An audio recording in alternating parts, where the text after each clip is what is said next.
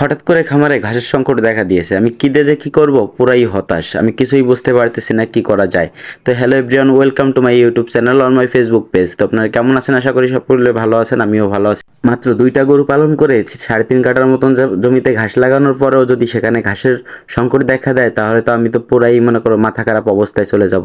তো এখানে হচ্ছে যাওয়ার পথে দেখতেছিলাম কিছু মানে কিছু ছেঁচি শাক।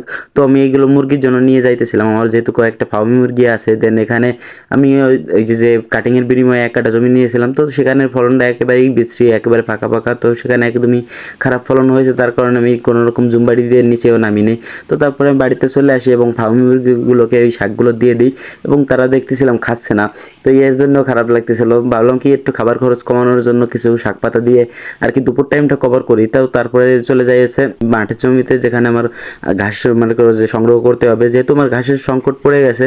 তো তার কারণে একেবারে ছোট ঘাসগুলো আমি কেটে ফেলতেছি, কারণ ঘাসের সাইড দিয়ে আর কি আগাছা প্রচুর পরিমাণে হয়েছে, ঘাসের থেকে আগাছা বেশি।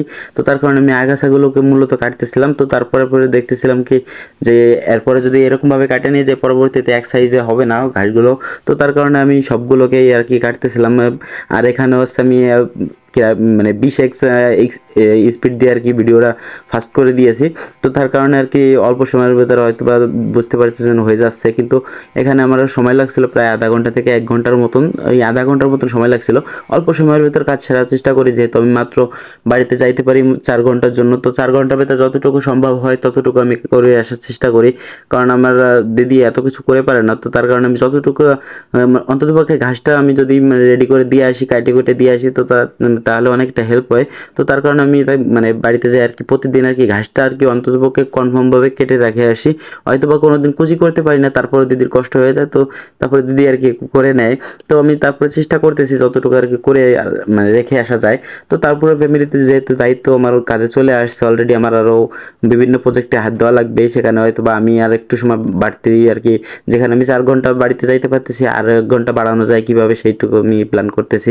তো এই প্ল্যানটা যদি সাকসেস হয়ে যায়, তাহলে আর কি আশা করি মানে আগামী বছর ভালো কিছু করতে পারবো।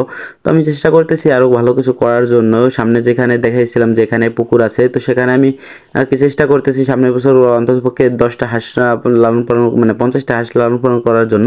তো সেটাও আসলে একটা পরিকল্পনা করে মানে রেখেছি। আমার সবচেয়ে মানে করে বাধা হয়ে দাঁড়াচ্ছে আমার ফরিদপুর পড়াশোনা। তো তার কারণে আমি মানে মূলত আর কি তেমনভাবে আগাইতে পারতেছি না খামার করে। তো তারপর আমি চেষ্টা করতেছি যে আমি পড়াশোনা মানে ফাঁকাফাঁকি মানে পাশাপাশি আর কি যদি কোনো কিছু করে এগোয় থাকা যায়, পরবর্তীতে আইসে আমি হঠাৎ করে আইসে তো একবারে প্রপারলি ভাবে গোছানো সম্ভব না, টুকিটাকি করে গোছাই রাখি। তো পড়াশোনা তো আর 2 বছর আছে, তো তার পরবর্তীতে আমি নিরিবিলি খামারগুলো করতে পারবো অনায়াসে। সেই মানে সাজানো গোছানো থাকলে পরবর্তীতে আইসেই অথবা পশু পাখি প্রচুর মানে একটু বেশি পরিমাণে নিয়ে আমি কাজটা শুরু করতে পারবো। তো তারপরে চলে আসি ঘাসগুলো মানে কাটার পরে বাড়িতে চলে আসি। তো এখানে হচ্ছে মানে যেগুলো আসতাম মানে যারা হাইব্রিড ছিল সেগুলোকে নিয়ে আসি, এবং পরবর্তীতে যে আগাছাগুলো ছিল সেগুলোকেও নিয়ে আসি। আর আজকে আগাছাগুলো একদমই বাছাবাছি করে নেই, সোজাসুজি আইনে গরুকে দিয়ে দিছি। আর আজকে আপনাদেরকে আরেকটা টিপসটা একটু শেয়ার করি। তো আপনাদের গরু বাছুর যখন হিটে যদি না আসে, তাহলে আপনি এই টিপসটা নিতে পারেন। যদি আপনাদের কালো মুরগির ডিম খাওয়াইতে হয়, কালো দেশি মুরগির ডিম খাওয়াইলে আশা করি হিটে চলে আসে। আমি আজকে খাওয়াইছি, তো এইগুলো আমি ভিডিও করি নাই যদিও, আমি বিশ্বাস করি না, কিন্তু আমার মানে যেহেতু মুরব্বীরা বলছে অন্ততপক্ষে তারা যদি একেবারেই অজানা হইতো তাহলে তো আর মানে বলতো না।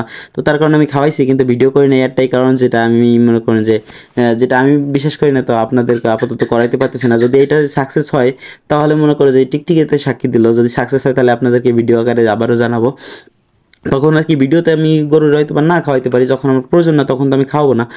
তো যদি না খাওয়াইতে পারি, এই যে এই কথাটার উপর ভিত্তি করে আপনি বিশ্বাস করে নিয়েন। আপনি অন্ততপক্ষে ডিমটা তো বিশ্বাস করেন, ডিম তো আর ক্ষতিকারক কিছু না।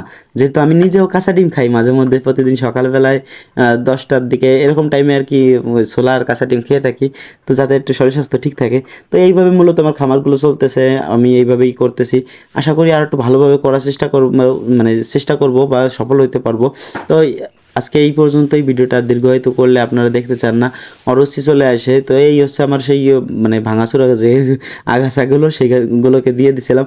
তো সবাই আমার ছোট্ট খামারের জন্য দোয়া আশীর্বাদ ভালোবাসা রাখবেন, যাতে আমি এই ছোট্ট প্রজেক্ট আরও বড় আকারে করতে পারি।